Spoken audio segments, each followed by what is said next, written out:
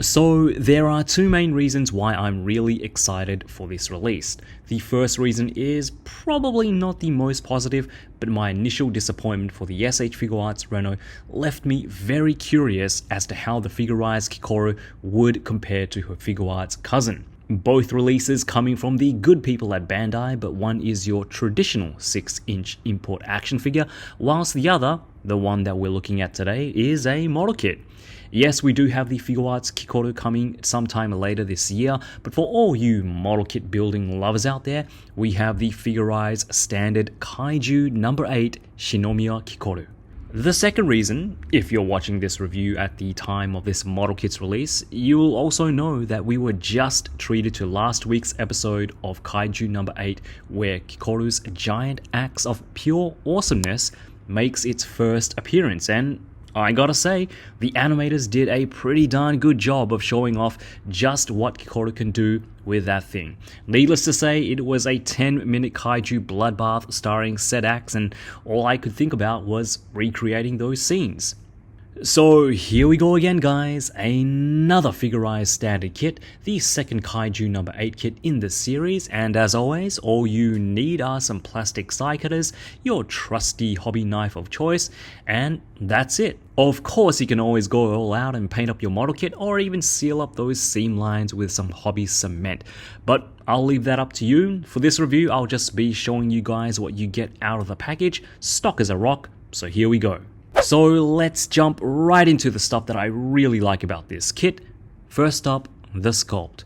The great thing about this model kit is the body, arms, legs, all the parts are individually sculpted, which means every piece comes on individual runners that you have to put together so the details are sharp and clean. Shinomiya is a smaller frame character, so when you put it together, all the parts are tightly compacted together and it feels a lot denser than your average model kit does, considering her size. Her forearms and legs are largely solid pieces, meaning there aren't two halves but one solid piece, which is great. And speaking of great, the scale fits in perfectly with your Figuarts Kaiju No.8 series of figures as well. Kikoru is shorter than Kafka in his kaiju form, which he should be, and looks really good next to Reno. Did I also mention that her accessories are compatible with Reno as well? Yes, all of her weapons from her pistol to her rifle, even her giant axe if you want him to, can be wielded by her Figuarts cousin. The next thing that I like about this kit is that it uses both stickers and water slide decals. Now, this might be a minus for you depending on how versed you are with model kit building, but from a model kit standpoint, in my opinion, water slide decals are always going to look better than stickers.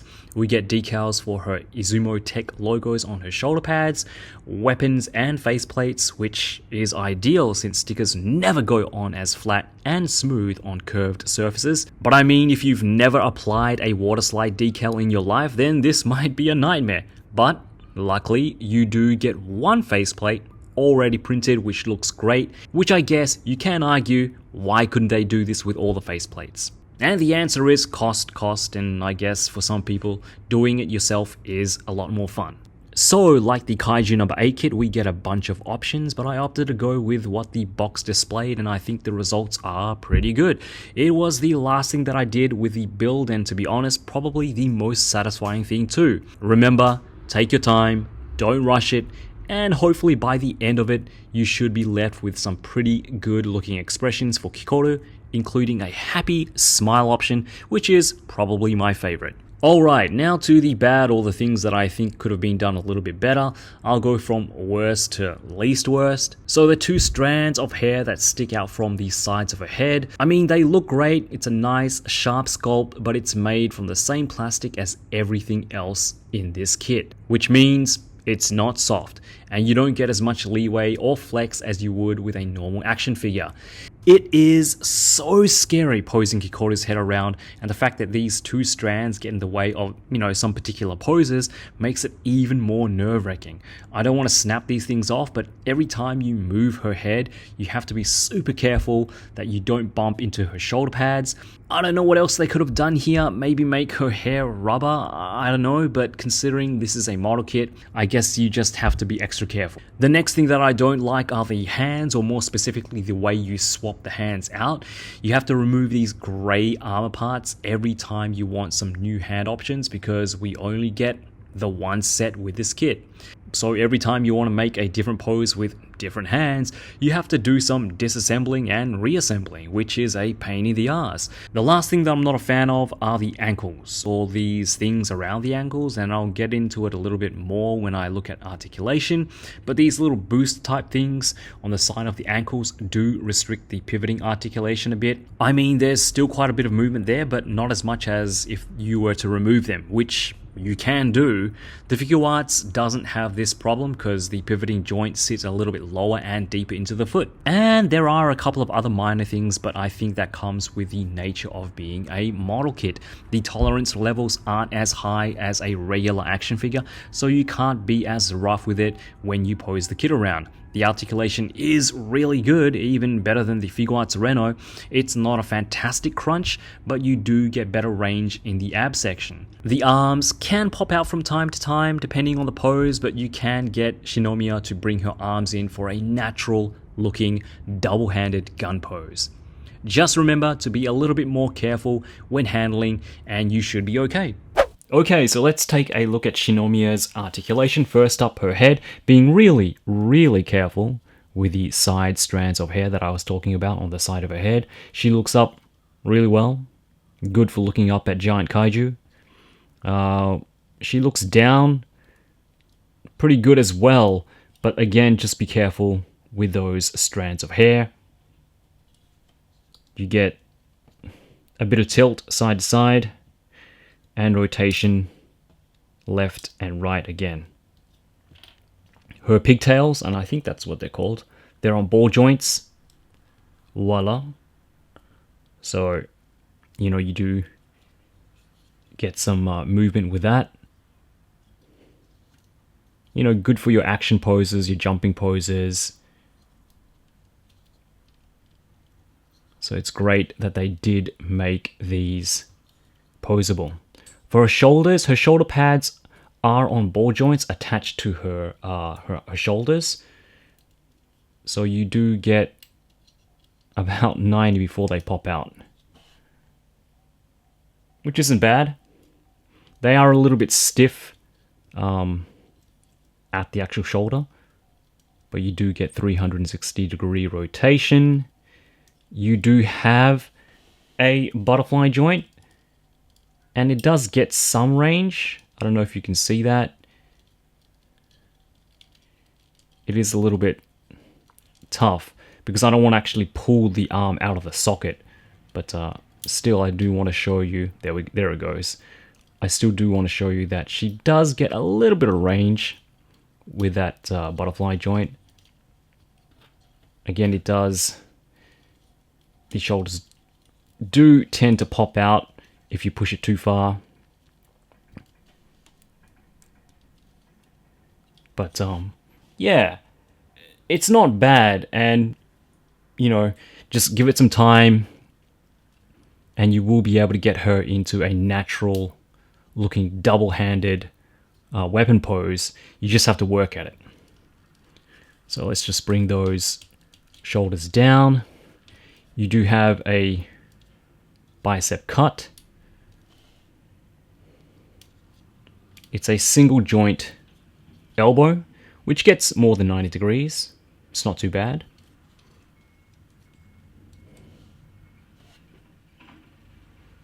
You get your swivel at the wrist and hinges as well. The ab articulation, it's pretty good. It's a ball joint. So you get forward. Let's get that to focus. You get forward. You get good range going back. And yeah, your side-to-side twist is there as well. So all in all, it's pretty good. It's much better than what we get with the S.H.Figuarts. But pretty decent range with the ab crunch. These pouches here are on ball joints. So her pistol, her ammo pouches, they are on ball joints, so they do move out of the way, which is great. Her legs do drop down, And that's as far as she can go, kicking side to side, which isn't the best, but I think it's enough. She does kick forward. Not too bad. Sculpted butt there so you don't get range going back. Double knees. You do get a very good hidden thigh cut there on both thighs. Feet go down really well. They don't go up as much, and it's because of these armor plates here that she has on the front of her foot. And like I said before, the booster type things that she has on the side of her feet do get in the way, but you do get a decent amount of ankle pivot. Not the best, but it's good enough. And we don't get a toe hinge, unfortunately, but I think that's okay.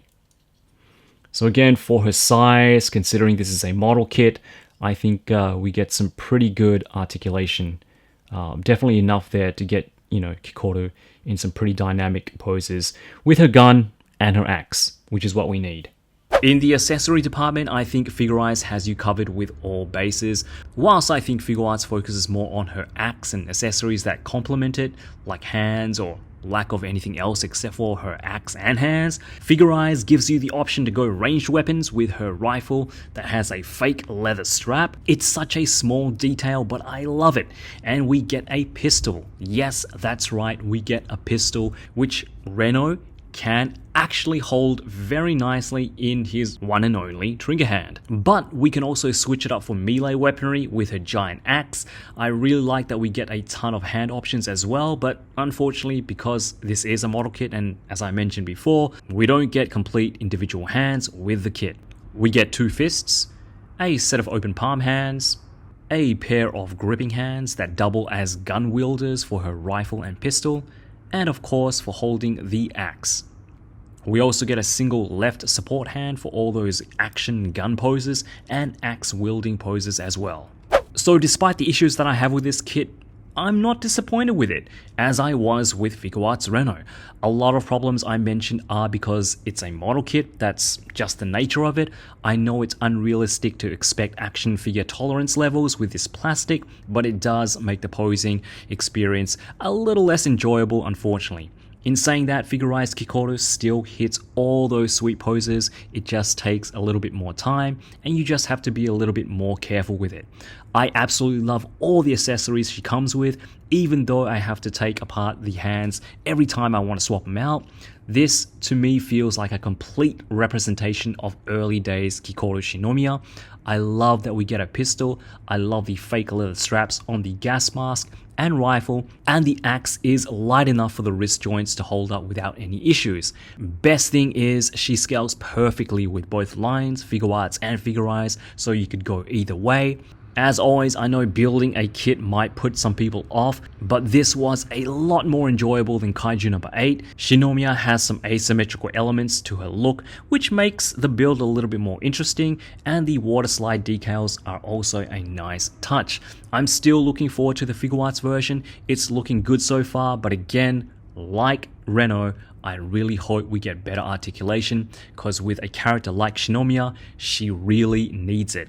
Alright guys, I hope you enjoyed the review. Likes, comments are always appreciated. Make sure you subscribe if you haven't already, and I'll be back with Vegeta 24,000. See you guys in a bit, and as always, よろしく